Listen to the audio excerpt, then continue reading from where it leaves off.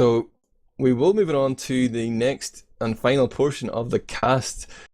Let's do the interviews here. If you've just joined us for this ETF2L Season 19 powered by TT Esports Premiership Week 4 fixture between 425 and Berrichonne de Châteauroux. You missed it all, but we are joined by both medics. We got Bull and we have Dicker. Thanks for joining us, guys. Give me your initial reactions to that game. Hello, guys. Let Dicker speak first. Oh, okay. Heartbroken Dicker. Snakewater was good, by the way. We don't know how to play Logjam. We just played it yesterday, I think. It seemed as well that the Frenchies we were hearing before the game that some of their players had only even stepped on the map for the first time yesterday. I wasn't aware that you guys were in the same situation. I was hoping you might have practiced it a little bit more to give yourself the edge there. I was rooting for you guys, Dickers. I believe that you could take it to a close game, a golden cat, but you seem to get totally whitewashed there. Is there anything in particular that you felt was really lacking from your team, or was it just an overall inexperience on Logjam? It's just an experience. We don't know how to fight on mids. Yeah, we won some PCW versus C play from Div1, but it's another level, so another players. We don't know positions, don't know how to play this. Just unexperienced. Did you take any time as a team, to like go over the map on an empty server, like talk about what you were going to do, or did you just try and skill it today? No. We learned map yesterday together, all 6 players. Today we tried some rollouts with GDK, and just we don't know how to play it. Sideshow commented during the game, like, we noticed GDK was really fast, like faster than Exxon on every mid, but we were hoping that Shadowburn would come in, so you'd have like that 1-2 punch, fast demo, fast roamer, and maybe make something happen. But Shadowburn didn't seem to have much going for him in terms of the rollouts, or he was delaying a bit. He wasn't very fast. I thought soldiers were supposed to be a lot faster on this mid. Yeah, no, he just said that he will not go that fast as he can, because GDK need heals on mid, and early minus of soldier is very dangerous for mid fight, especially on this map. It's very big, it's very open, and we need some spam from top over the house, and I think that's all. Yes. So Bull, give us your perspective on Logjam. We heard a little bit about how you guys, some of your players hadn't seen much of it. What was the LBC preparation for Logjam like? Well, like I said before the cast, Sideshow asked me, like half of our roster never played the map before. Exxon was still like learning rollout just before the pre-game of the official. So yeah, I'm really surprised at the score 5-0. Like, I expect it to be the other way around, like have a clean Snakewater and have a really really hard Logjam. But I guess the 425 was even less prepared than us, because we really badly didn't have any strategy on Logjam. We just kept on winning mids. I think we lost 1, maybe 2. But they all, when they lost the mid, they lost 3 or 4 players, so we just rolled on to last most of the time. Yeah, they seemed really reluctant sometimes to give up the middles that were lost, even though their position wasn't great. GDK refused to leave, and then they would just die off as they got chased down by you guys. But let's forget about Logjam. I'm sure 425 have already erased it from their memories, and let's talk about that great Snakewater map, Sideshow. It was a brilliant Snakewater map. Dicker, we really weren't expecting your team to be able to pull something like that out of the bag, but we were really impressed by your team's coordination and particularly Shadowburn's fast rollouts and great contra plays across the map. Is that something that you'd pre-prepared? Yes, we prepared it for 2 weeks maybe, and we didn't expect that it will be that well as today.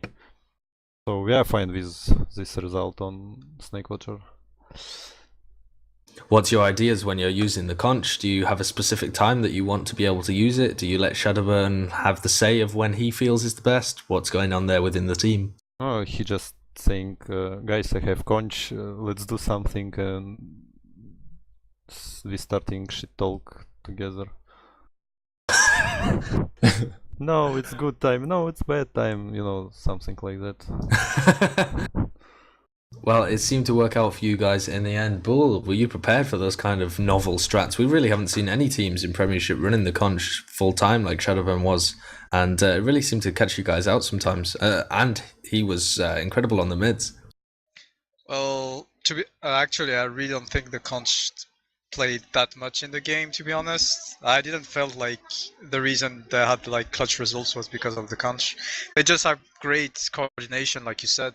We didn't expect them to be this good on Snake, and yeah, basically, like, no disrespect to the other 425 players, but when they play with Kenzie, like, it's a different team. Like, he's bringing them so much. He was really annoying with the sniper rifle.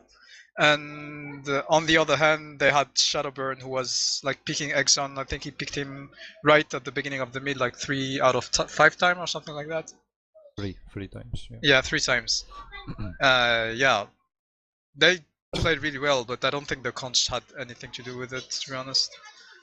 Yeah, it's not about the conch. It's just conch is situational strat. So It's all about Shadowburn. Additional advantage. Is the 425 strategy on middle sit back and see if Shadowburn can kill everyone, or like make them all look around? A lot of the time you guys seem to be quite passive. Let Shadowburn go in and make his super fast plays. I suppose he's there so much faster than everyone else, but are you over reliant on Shadowburn? Is he your crutch now? No, we want to make play on GDK and scouts. Maybe Shadowburn is just helping to deal some damage from top, help our scouts on flank, something like that. Shadowburn is not our main figure player on mid, you know. He's so fast though, man. He's just straight in there onto Exxon's face every time. Yes. I mean, that's going to make any demo man look good, hey? If I've already like got the enemy demo man down to half health or killed him, sure, GDK is going to have a great time, but if Shadowburn doesn't manage to do that, like on the Golden Cap, he was just dealt with really quickly. You guys were sitting there and you're like, oh, what do we do now? Do we push? Do we stay? You sort of got caught out. No, we don't know. We don't like Golden Cups. It's about 4 or 3rd Golden Cup in a season already. So annoying. Yeah, he had a good one against Cool Clan when I dropped. Yeah. No, we don't stop Shadowburn from fast rollouts or slow rollouts. He just saying I can or I cannot. Yeah. So. Bull, how are you guys coming to terms with the Shadowburn mids? Did you find it troubling to deal with? Did it catch you off guard initially? No, at some point I think Exxon just got mad and decided not to roll out anymore. Like, he just went left side with us. So yeah, it was actually not such a bad idea because he kept on being picked. It kind of worked at during the Golden Cap because he didn't die and we won the mid. Yeah, in the Golden Cap there was a kind of change of pace from 425. Do you guys get nervous during them, Dicker? Or do you guys try and pull out the special strats? It didn't look like the same 425. Yeah, it's not a special strats. We didn't nervous. It just we thought that we need to slow down the game, and something went wrong as usual. We don't know how to play Golden Cups in this season. Yeah, you guys. I got the feeling that you were trying to slow down the game, but you ended up giving up mid when you could have had an Uber exchange, and then giving up second to Flippy on sniper completely.